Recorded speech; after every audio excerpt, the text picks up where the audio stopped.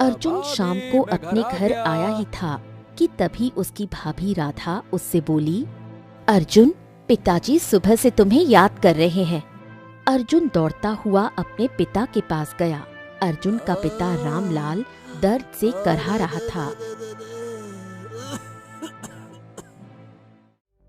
पिताजी, पिताजी, आपकी तबीयत तो बिल्कुल ठीक नहीं है।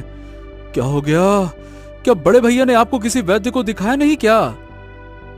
तभी अर्जुन का बड़ा भाई अशोक वहाँ आ गया।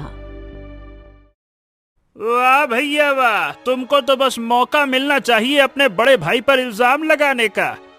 अरे पिताजी से कई बार कह चुका हूँ कि चलो किसी अच्छे वैद्य को दिखा देता हूँ, लेकिन नहीं, उठने का नाम ही नहीं लेते तो कहाँ से दिखाऊं? ए भैया, पिताजी की हालत देख रहे हैं आप। अगर पिताजी चलकर नहीं जा सकते तो आप तो वैद्य को बुलाकर ला ही सकते थे ना। फिर मैं ही क्यों, तुम क्यों नहीं? सारा दिन तो गांव में आवारागर्दी करते घूमते रहते हो, फिर काम वाम क्यों नहीं करते हो? बात करते हो, इल्जाम लगाना बड़ा आसान होता है अर्जुन। मैं सारा दिन पिताजी का व्यापार संभालता हूँ, तुम्हारी तरह निठल्ला बनकर गांव में लाला लाला करते घूमता नहीं रहता। बात करते हो। इतना कहकर अशोक वहाँ से चला गया। अशोक के जाते ही अर्जुन के पिता ने अर्जुन से कहा, अरे बेटा, अपने भाई की बातों का बुरा मत मानना। मैं जानबूझकर वैद्य के पास नहीं गया। एक बात है, अरे रे, जो मैंने तुम दोनों भाई से छुपाई थी। क्या? कौन सी बात पिताजी? वैद्य ने कह दिया था कि मुझे गंभीर और लाइलाज बीमारी है, मेरा समय निकट है। तुम्हारा भाई नियत का अच्छा नहीं है। मेरे जाने के बाद वो ईमानदारी से संपत्ति का बंटवारा नहीं करेगा, लेकिन तुम अपने भाग्य पर भरोसा रखना बेटा। तुम्हें पता है, जब तुम जन्मे थे तब एक साधु ने तुम्हारा हाथ देखकर कहा था कि तुम्हारे हाथों में राजयोग है, तुम इस राज्य के राजा बनोगे, इसीलिए कभी अपने भाई से उलझना मत।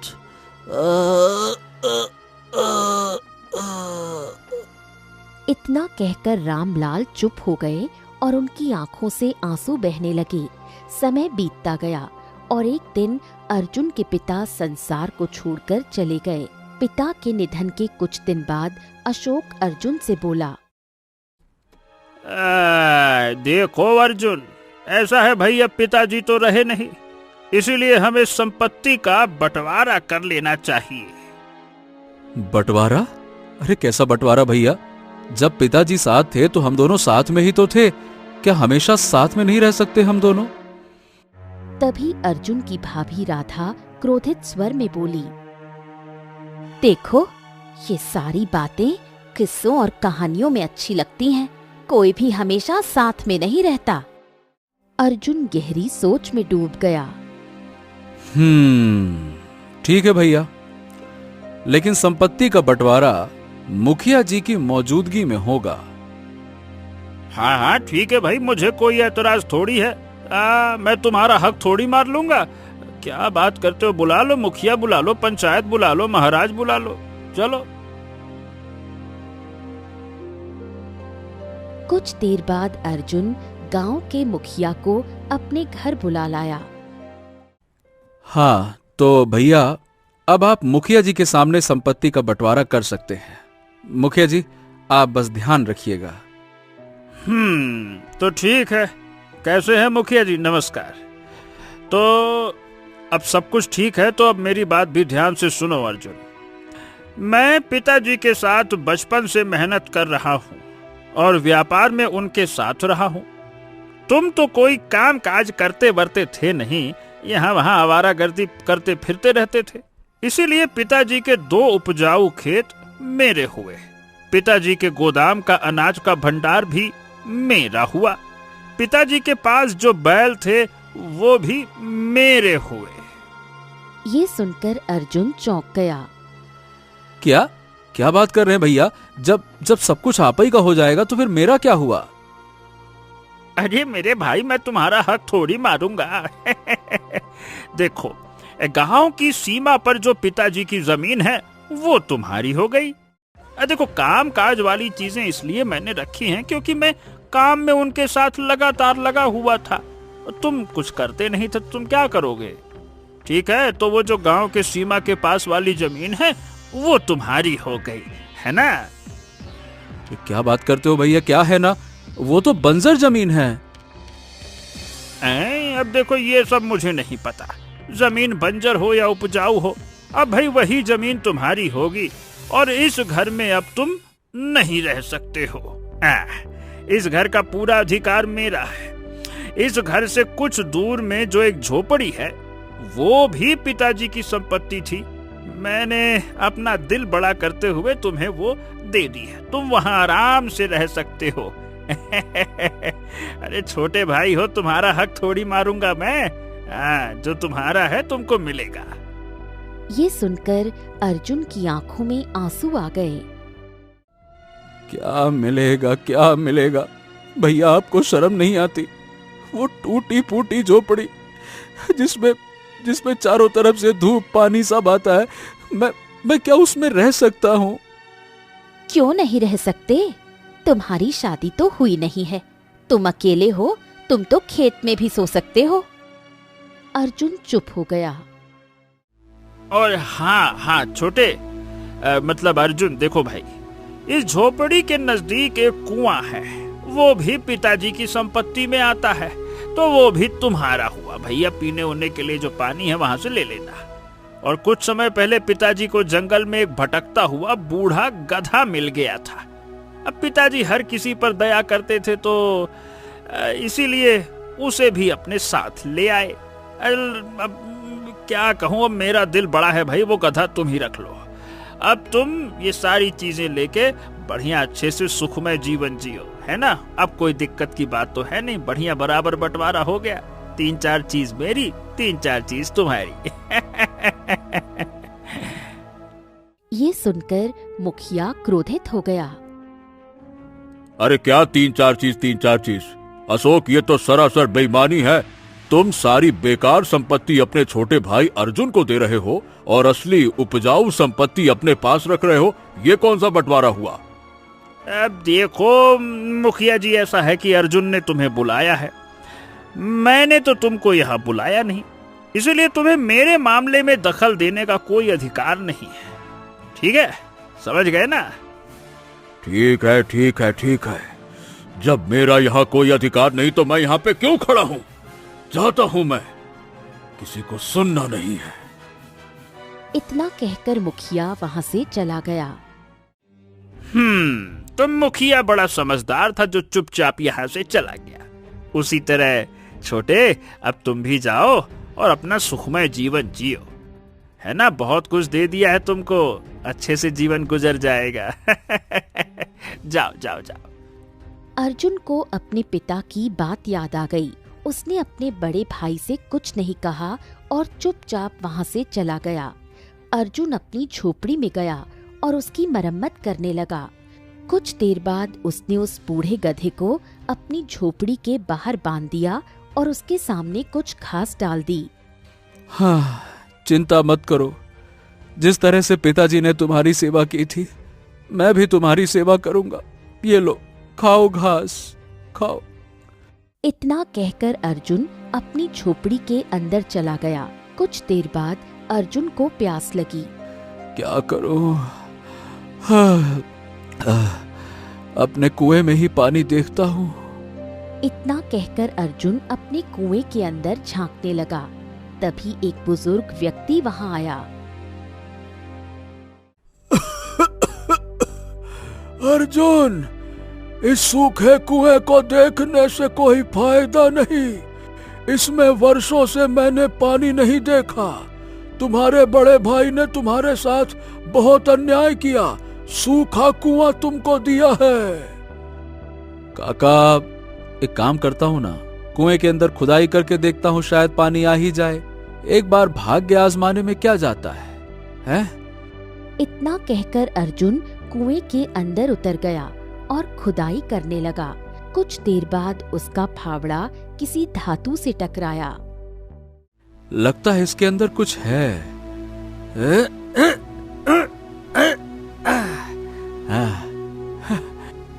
अर्जुन ने खुदाई तेज कर दी और कुछ देर बाद उसे एक बहुत पुराना बक्सा नजर आया।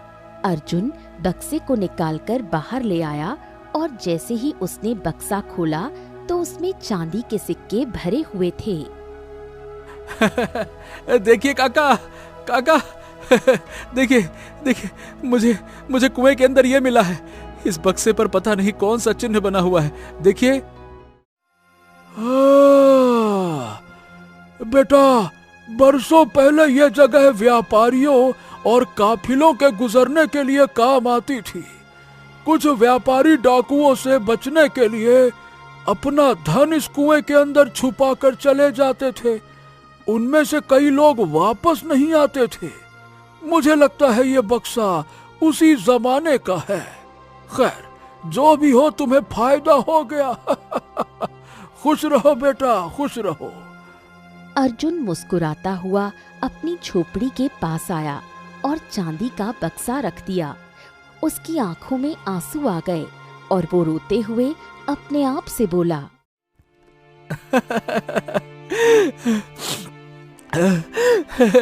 पिताजी, आप बिल्कुल सही कहते थे। भाग्य का साथ होना बहुत जरूरी है। मेरी किस्मत में ये बक्सा लिखा था और मुझे मिल गया। कुछ ही देर में चांदी से भरे बक्से की खबर गांव में जंगल की आग की तरह फैल गई। जब ये खबर अर्जुन के बड़े भाई अशोक को पता चली तो वो बुरी तरह चौंक गया। अशोक की पत्नी राधा उससे बोली, देखा तुमने? आखिर तुम्हें वो सूखा कुआं अपने भाई को देने की क्या आवश्यकता थी? उसे तो मुफ्त में चांदी से भरा बक्सा मिल गया। अगर तुम वो कुआं नहीं देते तो वो बक्सा हमारा होता। अरे चिंता मत करो, मैं वो बक्सा अर्जुन से छीन लूंगा और कह दूंगा कि गलती से मैंने उसे सूखा कुआं दे दिया था। वो मेरी ही संपत्ति में आता है। कुछ देर बाद अशोक सीधे अर्जुन की झोपड़ी में चला गया। ए भाई अर्जुन, देख छोटे, मुझे पता चला है कि तुझे सूखे कुएं के अंदर से चांदी से भरा हुआ बक्सा मिला है। हाँ हाँ हाँ, बिल्कुल सही सुना आपने भैया। तो ला, उस बक्से को मेरे हवाले कर दे, क्योंकि वो बक्सा मेरा है। क्या? ये कैसी बातें कर रहे हैं भैया आप? आपने वो कुआं मुझे दिया था, इसीलिए उस कुएं के अंदर की वस्तु भी तो मेरी हुई ना। फालतू की बकवास तो करी मत। गलती से मेरे मुंह से निकल गया था कि वो कुआं तू रख ले। जल्दी से वो बक्सा मेरे हवाले कर। वो कुआं मेरा है, समझा? नहीं तो मुझसे बुरा कोई नहीं होगा। ला, दे वो बक्सा। अशोक का ये रूप देखकर अर्जुन चौंक गया। लो भैया, ले लो ये बक्सा। अगर तुम्हें लगता है कि मैं इस चांदी से भरे हुए बक्से के लिए तुमसे झगड़ा करूंगा तो तुम बिल्कुल गलत हो भैया, क्योंकि मेरी रगों में पिताजी की दी हुई शिक्षा दौड़ रही है। बचपन से लेकर आज तक पिताजी ने मुझे यही सिखाया था कि बेटा, बड़ा भाई जो होता है ना, वो पिता के समान होता है और पिता से कभी झगड़ा नहीं किया जाता। ये बात अलग है कि तुम मुझे अपना छोटा भाई नहीं समझते। लो भैया, ले जाओ, पूरा बक्सा ले जाओ, लो। अर्जुन की बात का अशोक पर कोई असर नहीं हुआ। अशोक ने चांदी से भरा बक्सा उठा लिया। अच्छा हाँ, और कान खोल के सुन ले। अब से तू उस कुएं की तरफ नजर मत डालना। बताया ना, वो कुआं मेरा है, ठीक है?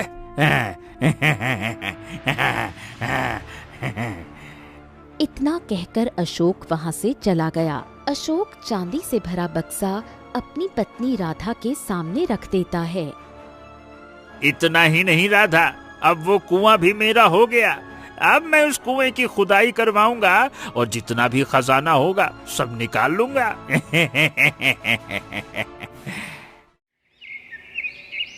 अगले दिन अशोक कुछ मजदूरों को लेकर सूखे कुएं पर गया। और कुएं की खुदाई करवाने लगा, लेकिन काफी खुदाई होने के बाद भी कुएं से कुछ नहीं निकला। अशोक क्रोधित होकर अपने घर वापस आ गया। इधर दूसरी ओर अर्जुन अपनी झोपड़ी में बैठा था कि तभी तेज बारिश होने लगी। बारिश बहुत तेज हो गई। अर्जुन बाहर बारिश को देखने लगा। उसकी झोपड़ी में जगह जगह से पानी टपकने लगा। कुछ देर बाद बारिश बंद हो गई। तभी अर्जुन की नजर झोपड़ी की एक दीवार पर पड़ी जो टूट चुकी थी। अरे बाप रे, ओहो, अगर इसकी मरम्मत नहीं की गई तो ये झोपड़ी गिर जाएगी। मुझे इस दीवार को थोड़ा और तोड़ना पड़ेगा ताकि मैं इसकी मरम्मत कर सकूं। अर्जुन दीवार को थोड़ा और तोड़ने लगा।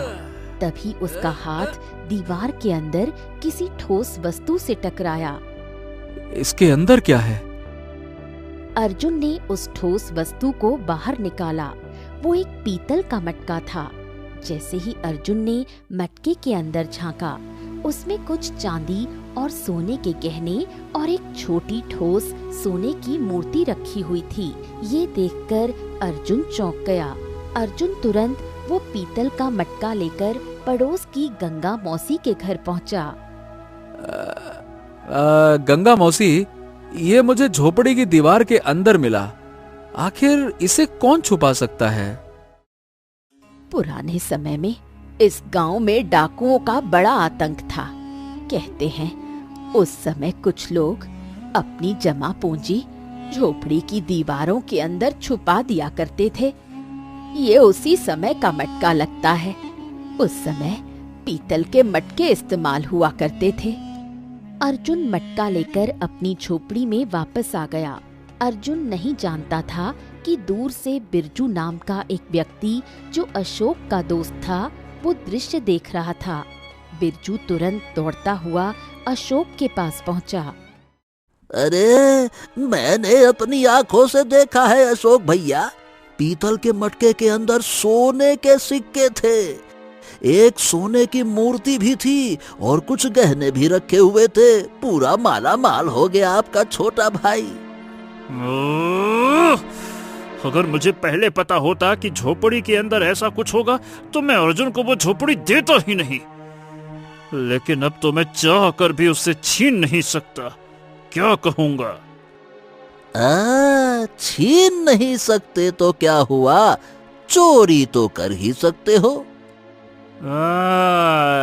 ये तुमने ठीक कहा। ठीक है, आज रात में अर्जुन की झोपड़ी से वो पीतल का मटका चुरा कर ले आऊंगा। शाम के समय अशोक चुपके से अर्जुन की झोपड़ी में घुस गया। अर्जुन गहरी नींद में सो रहा था। अशोक पीतल का मटका चुराकर अपने घर ले गया। अशोक ने अपनी पत्नी को सारी घटना बताई। सुबह जब अर्जुन देखेगा तब उसका चेहरा देखने लायक होगा। सुबह जब अर्जुन उठा तो उसने देखा कि पीतल का मटका गायब था। हैं? सुबह तो मैंने पीतल का मटका यहीं रखा था। कहाँ चला गया? कहाँ है? अर्जुन अपनी झोपड़ी में मटके को ढूंढने लगा। तभी गांव का मुखिया वहां आया। अरे अर्जुन, ओ भाई, क्या ढूंढ रहे हो तुम? अर्जुन ने सारी घटना मुखिया को बता दी। कल रात, अरे भाई, कल रात तो मैंने तुम्हारे बड़े भाई अशोक को झोपड़ी के आसपास घूमते हुए देखा था। समझ गया। इसका मतलब कि भैया को पीतल के मटके के बारे में भी पता लग गया होगा और वो मटका चुरा ले गए। अरे चुरा ले गया? कैसे ले गया? जाकर मटका छीन लो उससे। आखिर वो तुम्हारा भाई है कि दुश्मन है? नहीं तो तुम्हारा मटका कैसे ले जा सकता है? जाओ ले लो। है तो भाई मुखिया जी, लेकिन वो मुझे अपना भाई नहीं मानता। छोड़िए, मैं उनसे झगड़ा नहीं करूंगा। मुझे पिताजी के शब्द याद हैं। उन्होंने कहा था, अपने भाई से मत उलझना, अपने भाग्य पर भरोसा करना। मुखिया चुपचाप वहां से चला गया। कुछ देर बाद अर्जुन अपनी बंजर जमीन पर गया और जमीन को खोदने लगा। कुछ देर बाद गांव का एक व्यक्ति वहां आया। अरे ओ अर्जुन, अरे भैया, ये बंजर जमीन में कभी अनाज नहीं उगता है, बेवजह काहे मेहनत कर रहे हो?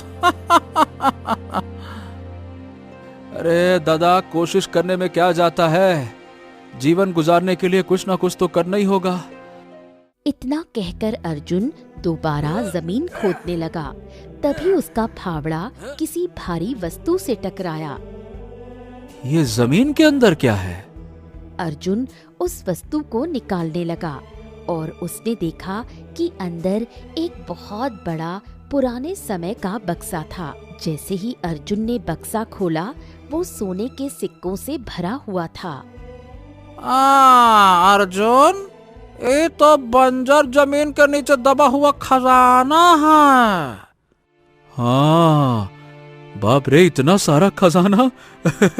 अगर मैं जीवन भर काम ना करूं तब भी राजकुमारों जैसा जीवन जी सकता हूँ। वाह! अरे वाह! इतना कहकर अर्जुन बक्सा लेकर अपनी झोपड़ी चला गया। गांव का वो व्यक्ति दौड़ता हुआ अशोक के पास पहुंचा और सारी घटना बता दी। ये सुनकर अशोक की पत्नी क्रोधित हो गई। आखिर ये हो क्या रहा है? तुमने अपने छोटे भाई को कुछ नहीं दिया, फिर भी उसे हर अनमोल वस्तु मिल जा रही है। आखिर तुमने बंजर खेत भी उसे क्यों दिया? बस बहुत हो गया। अब मैं अर्जुन से सब कुछ छीन लूंगा। वो जहाँ हाथ रखता है उसे खजाना मिल जाता है। झोपड़ी, कुआं, अब बंजर खेत, उसे गांव से बाहर ही निकाल दूंगा और उसे जो जो कुछ दिया है सब जगह खुदवा डालूंगा मैं। हाँ। अशोक तुरंत अर्जुन की झोपड़ी में पहुंचा। लाओ, वो बक्सा मेरे हवाले कर दो। हैं? ये क्या बकवास कर रहे हैं आप भैया? वो बक्सा मेरा है, क्योंकि बंजर जमीन आपने मुझको दी थी। जमीन के अंदर जो कुछ भी होगा वो तो मेरा ही हुआ ना। वो मैंने तुमको गलती से दे दी थी। वो जमीन भी मेरी है। बंजर जमीन क्यों दूंगा मैं तुमको? लाओ, दो वो बक्सा। अरे क्या बात करते हो भैया? सब कुछ तुम्हारा ही है तो फिर मेरा क्या है? हैं? अशोक गुस्से में इधर उधर देखने लगा। तभी उसकी नजर गधे पर पड़ी। ये गधा है ना तुम्हारा? पकड़ो गधे को और गांव से दफा हो जाओ। अब से ना झोपड़ी तुम्हारी, न कुआं तुम्हारा और न ही ये खेत तुम्हारा। गलती से तुमको दे दिया था सब कुछ। चलो लाओ, दो बक्सा दो। ये सुनकर अर्जुन की आंखों में आंसू आ गए। लो भैया, ले जाओ, ये सोने का बक्सा ले लो, ये जमीन ले लो, झोपड़ी ले लो, कुआं ले लो। मुझे मेरे भाग्य पर भरोसा है और मुझे विश्वास है कि मेरे भाग्य में इससे भी बेहतर लिखा होगा। देख लेना भैया, इससे भी बेहतर। अगले ही पल रंग बिरंगी किरणों के साथ वो गधा एक सुंदर राजा में परिवर्तित हो गया। ये देखकर अर्जुन और अशोक दोनों चौंक गए। आप कौन हैं? मैं इस नगर का राजा विक्रम हूँ। मैं एक लालची राजा था जो धन को ही सब कुछ समझता था। एक दिन मैं अपनी प्रजा की एक बूढ़ी औरत की छोटी सी गलती पर उसका सारा धन मैंने छीन लिया। वो बूढ़ी औरत साध्वी थी।